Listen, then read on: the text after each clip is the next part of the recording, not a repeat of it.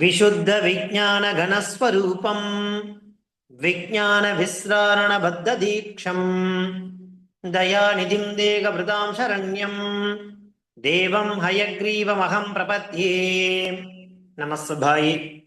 இன்றைய தினம் சாதனா பஞ்சகத்தினுடைய ஸ்லோகம் நம்பர் 3ல இருந்துருக்கோம். இதுவரை நாம 2 ஸ்லோகங்களை பார்த்து முடிச்சிருக்கோம். அந்த ஸ்லோகங்கள் என்னென்ன, அந்த ஸ்லோகத்துல சொல்லப்பட்ட படிகள் என்னென்ன, ஒவ்வொரு ஸ்லோகத்துக்கும் 8 படிகள். மொத்தம் இந்த கிரந்தத்தில் நாம 40 படிகளை தெரிஞ்சுக்க போறோம். முதல் ஸ்லோகத்தின் மூலமாக ஒரு 8 படிகளை நாம தெரிஞ்சிட்டோம். என்ன ஸ்லோகம் அப்படின்னாக்கா பாருங்கோ.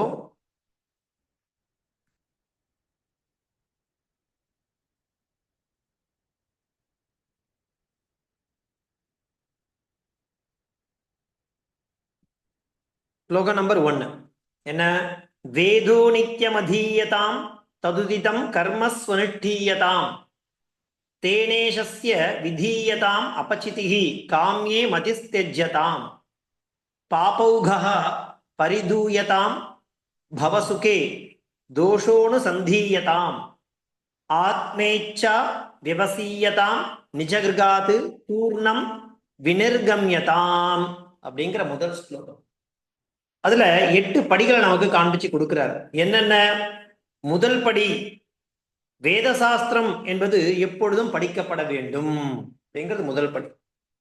2வது, அந்த சாஸ்திரத்துல சொல்லப்பட்டுள்ள செயல்களை நன்னா பின்பற்ற வேண்டும், நன்கு பின்பற்ற வேண்டும் அப்படிங்கிறது 2வது படி.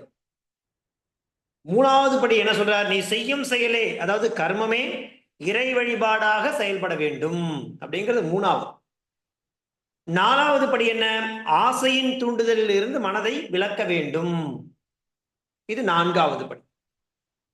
5வது படியில இந்த பாப கூட்டங்களிலிருந்து மனதை விலக்க வேண்டும்.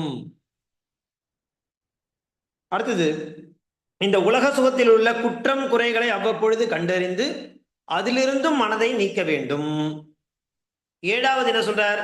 ஆத்மாவை அடைவதற்கான இச்சையை முயற்சிக்க வேண்டும். 8வது, இந்த ஆத்ம இச்சையை அடையும் பொருட்டு தன்னை என்ன பண்ணணும்? சத்சங்கத்தில் ஈடுபடுத்தி துத்சங்கத்திலிருந்து விலக்கி கொள்ள வேண்டும்.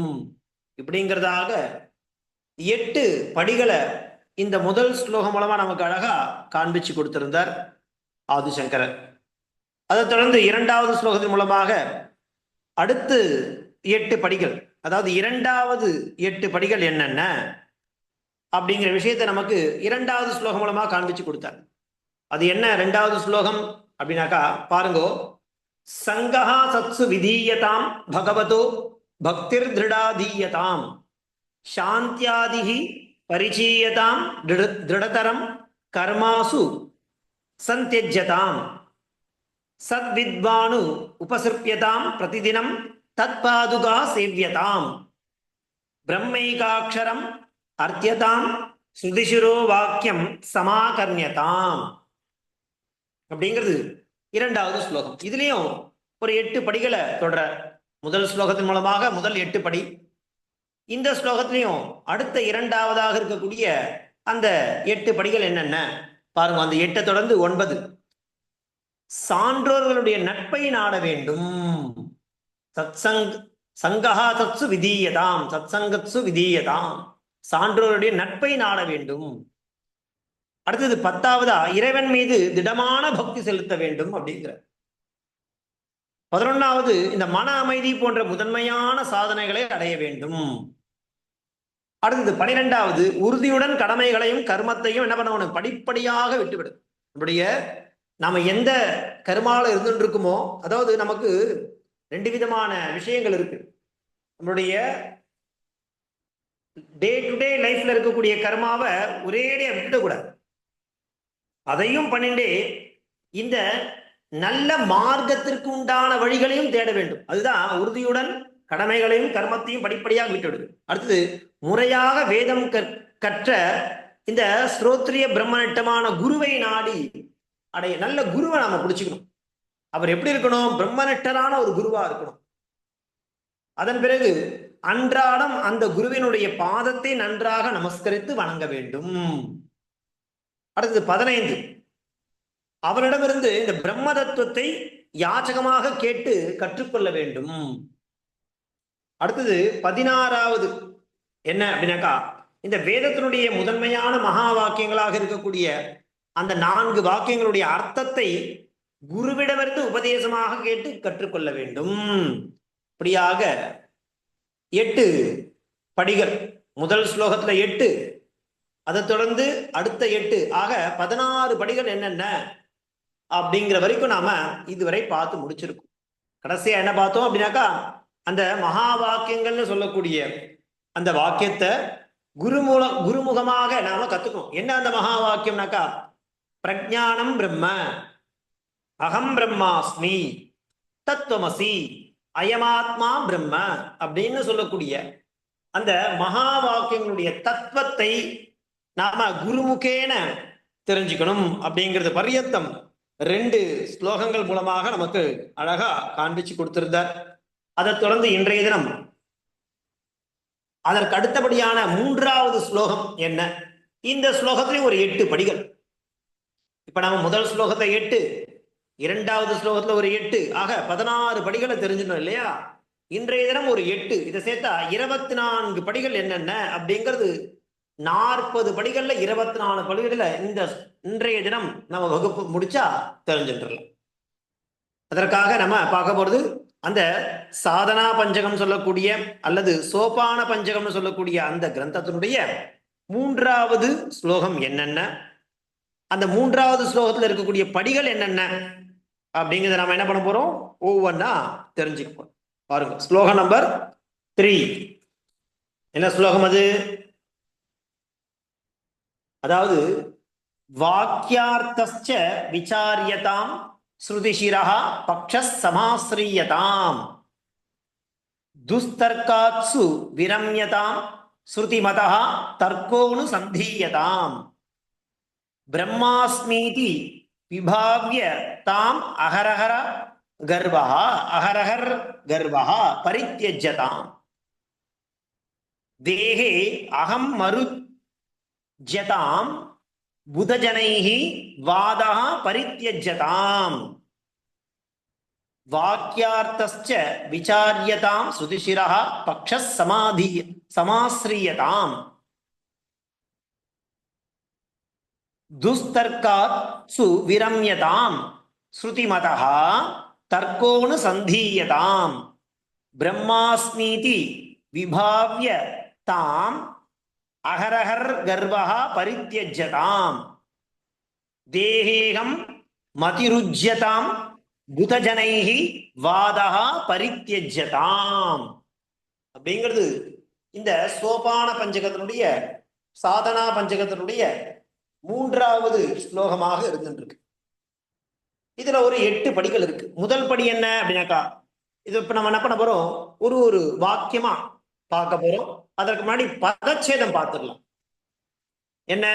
வாக்கிய அர்த்தஹாச்ச விசாரியதாம் ஸ்ருதி ஷிரஹ பக்ஷஹ சமாஸ்ரீயதாம் துஸ்தர்காத்சு விரம்யதாம் ஸ்ருதி மத தர்க்கஹ பிரம்ம அஸ்மி இதி விபாவ்யதாம் அஹரஹர் கர்வஹ பரித்யஜ்யதாம் தேகஹ அகம் மதிஹி உஜ்யதாம் புதஜனைஹி வாதஹ பரித்யஜ்யதாம் அப்படிங்கிறது பதச்சேதா. என்ன இதனுடைய அர்த்தம்? இப்ப பத விசாரம் பார்க்கலாம். வாக்கியார்த்தஸ்ச விசாரியதாம், அந்த மகா வாக்கியம்னு சொன்னோம் இல்லையா, 4 வாக்கியங்கள். அந்த மகா வாக்கியத்தினுடைய அர்த்தஹாச்ச, அந்த மகா வாக்கியம் என்னன்றத மாத்திரம் தெரிஞ்சுட்டா போராது, அந்த மகா வாக்கியத்தினுடைய தாத்பரியம் என்ன, அதான் அர்த்தம். அர்த்தஹாச்ச, அர்த்தத்தையும் விசாரியதாம், நாம விசாரம் செய்ய வேண்டும் அப்படிங்கிற அந்த மகா வாக்கியத்தின் அர்த்தத்தையும் குருமுகமாக விசாரம் செய்ய வேண்டும். என்ன அர்த்தம்? இதுதான் அடுத்த படி. 8 8 16 17வது படி. என்ன சொல்றார்? வாக்கியார்த்த விசாரியதாம். அந்த மகா வாக்கியத்தினுடைய அர்த்தத்தை, தாத்பரியத்தை குருமுகமாக விசாரம் செய்ய வேண்டும், சிந்தனை பண்ணணும். அந்த மகா வாக்கியத்தினுடைய பொருள் என்னன்றத யார் மூலமா பண்ணணும் அப்படிங்கிற அந்த குருமுகேன பண்ணணும் அப்படிங்கிறது 17வது படியாக நமக்கு காண்பிச்சு கொடுக்கிறார். அடுத்தது 18வது படி என்ன அப்படின்னாக்கா, ஸ்ருதி சிரஹா பக்ஷஹா சமாஸ்ரீயதாம். இது 18வது படி. ஸ்ருதினா வேதம் இல்லையா? ஷிரஹானா முதன்மையானது, தலைமைன்னு அர்த்தம். ஷிரஹானா தலைமையானது. பக்ஷஹனா கருத்து இல்லையா? அந்த கருத்தினை சமாஸ்ரீயதாம், அப்படியே ஏற்றுக்கொள்ள வேண்டும். என்ன அர்த்தம்? ஸ்ருதி என்ன சொல்றதோ அந்த ஸ்ருதி வேதம் சொல்லக்கூடிய பட்சத்தை நாம் ஏற்றுக்கொள்ள வேண்டும். ஏன்னா வேதம் தான் அல்டிமேட் ஐயா, வேதம் தான் அந்தம். அந்த வேதம் சொல்லக்கூடிய விஷயத்தை அப்படியே ஏற்றுக்கொள்ள வேண்டும். இதுதான் 18வது படி. வேதத்தினுடைய தலைனா என்ன அர்த்தம்? கருத்தினை, வேதம் சொல்லக்கூடிய அந்த கருத்தினை, தலையாய கருத்தினை என்ன பண்ணும்? அப்படியே ஏற்றுக்கொள்ள வேண்டும். அதை தாண்டி வேற யாராலையும் ஒன்னும் சொல்லிட முடியாது. இது முதல்ல என்ன சொன்னார்? இந்த மகா வாக்கியத்தை குருமுகேன அர்த்தத்தை விசாரம் பண்ணணும்னு சொன்னார். 18வது படியாக என்ன காண்பிச்சு கொடுக்கிறார்?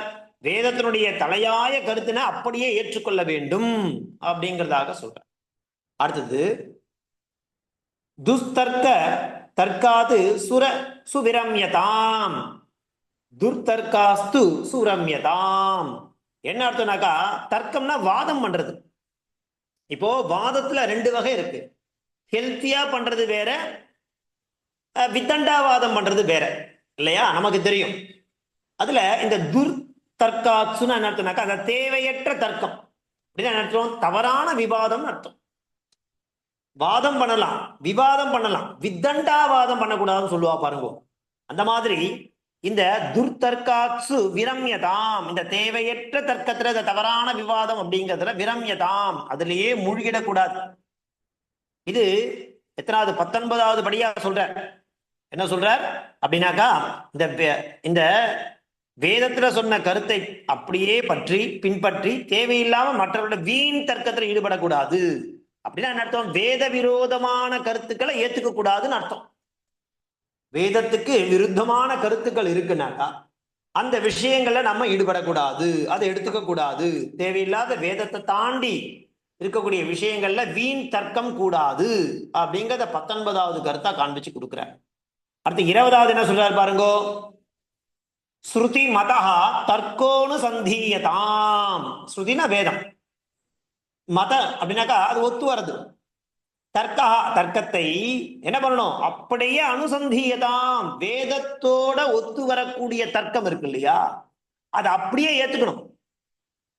வேதத்துல சொல்லப்பட்ட விஷயத்தை நாம் என்ன பண்ணணும்? அப்படியே ஏத்துக்கணுங்கிற 2 பாயிண்ட் பாருங்க. இதற்கு முன்னாடி அந்த 19வது பாயிண்ட் என்ன சொல்லி கொடுக்கிறார்? வேதத்தில் சொன்ன கருத்தை பற்றி தேவையில்லாம மற்றவர்கிட்ட வீண் தர்க்கம் செய்யக்கூடாதுன்னு சொல்லிட்டு, வேத விரோதமான கருத்துக்களை ஏத்துக்க கொள்ளக்கூடாதுன்னு சொல்லிட்டு இப்ப என்ன சொல்றாரு பாருங்க, வேதத்திற்கு ஒத்து வரும் கருத்தை அப்படியே ஏற்றுக்கொள்ள வேண்டும் இல்லையா? இது 20வது பாயிண்டா படியா நமக்கு காண்பிச்சு கொடுப்போம்.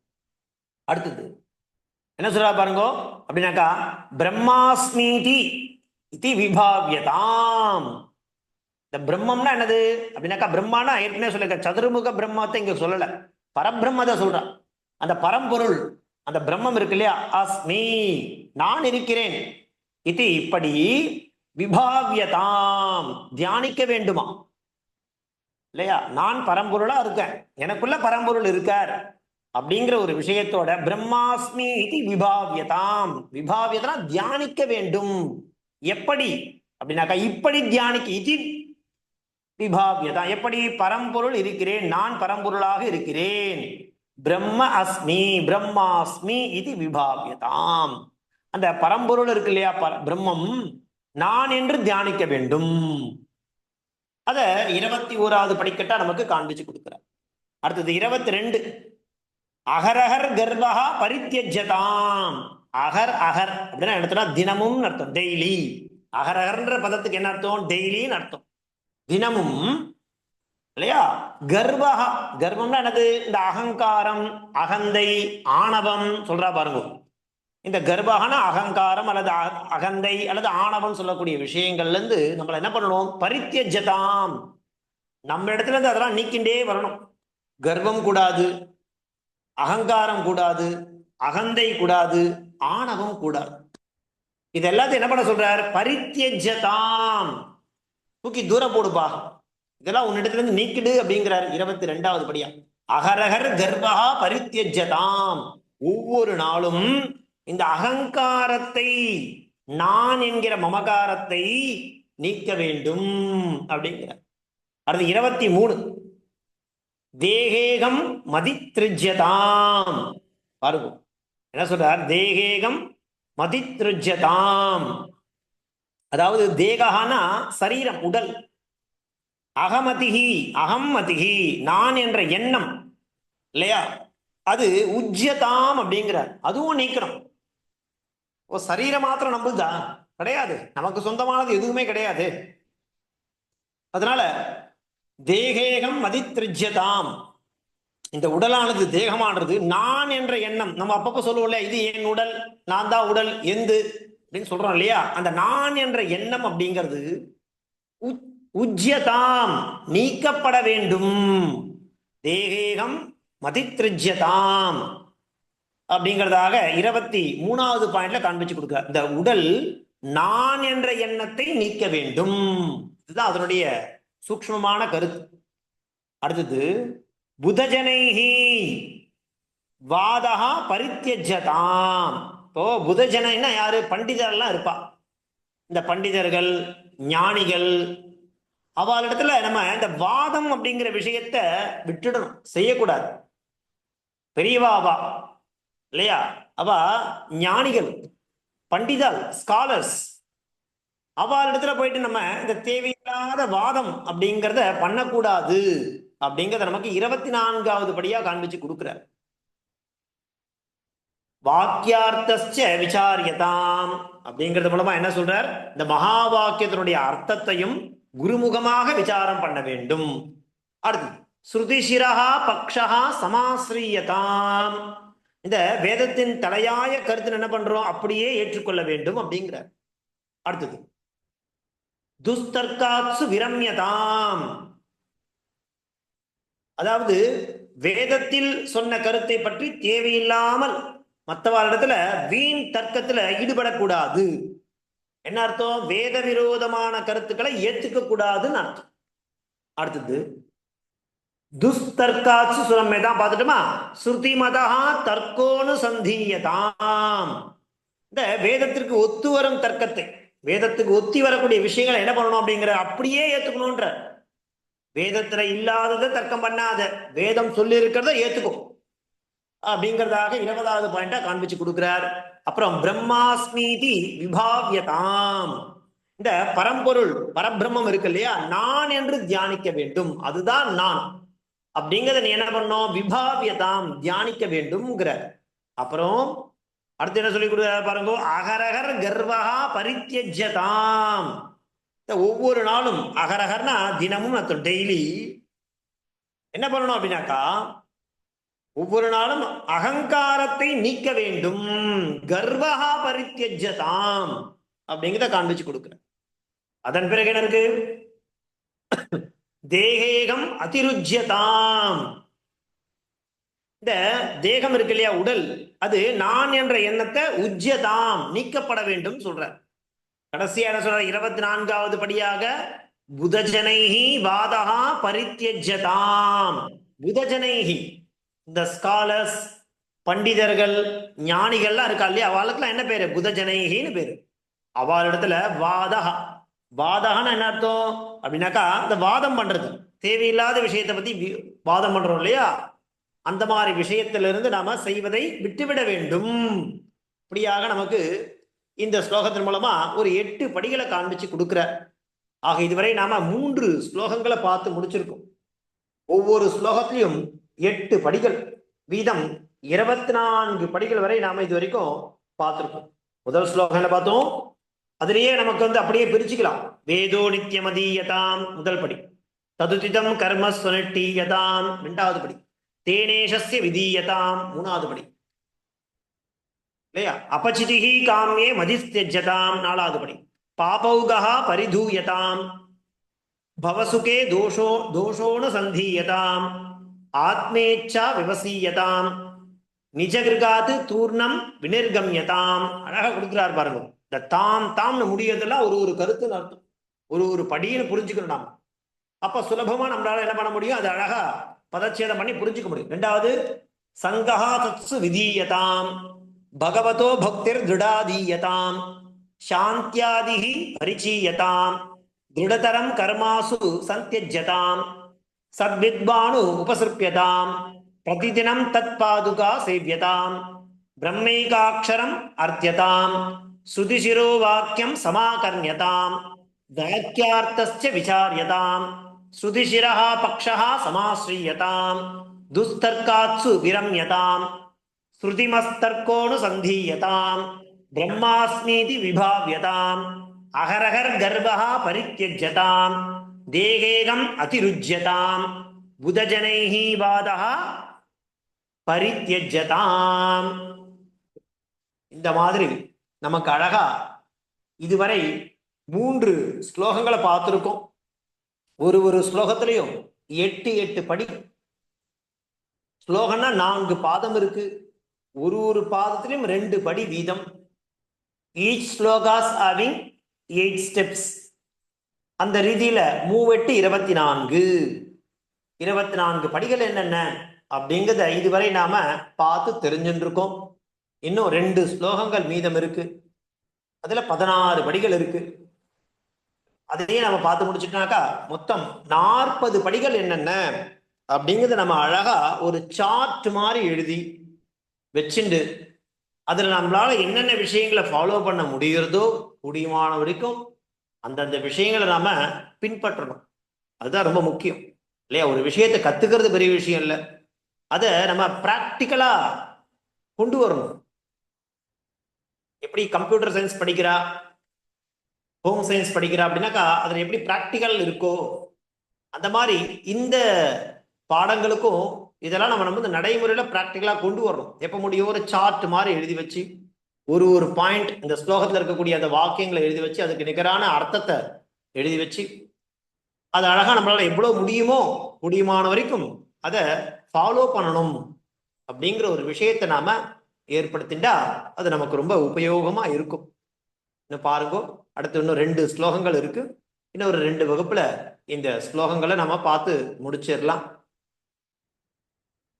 திரும்ப சொல்ற விஷயம் அதான், இதுவரை நாம நடந்து முடிச்சிருக்க இந்த பாடங்களை நீங்க எடுத்து பாருங்க.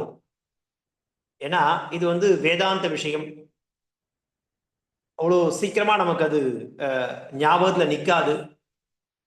அதனால நம்ம என்ன பண்ணோம், புனப்புனகா அபியாசம் அப்படிங்கறத பண்ணணும் இல்லையா? அனபியாசே விஷம் வித்யான்னு சொல்லியிருக்கா சம்ஸ்கிருதத்துல. என்ன அர்த்தம்னாக்கா கல்வியை கத்துக்கிறது பெரிய விஷயம் இல்லை, அதை அபியாசம் பண்ணாம இருந்தா அந்த கல்வி விஷமாயிடுமா. அனபியாசே விஷம் வித்யா.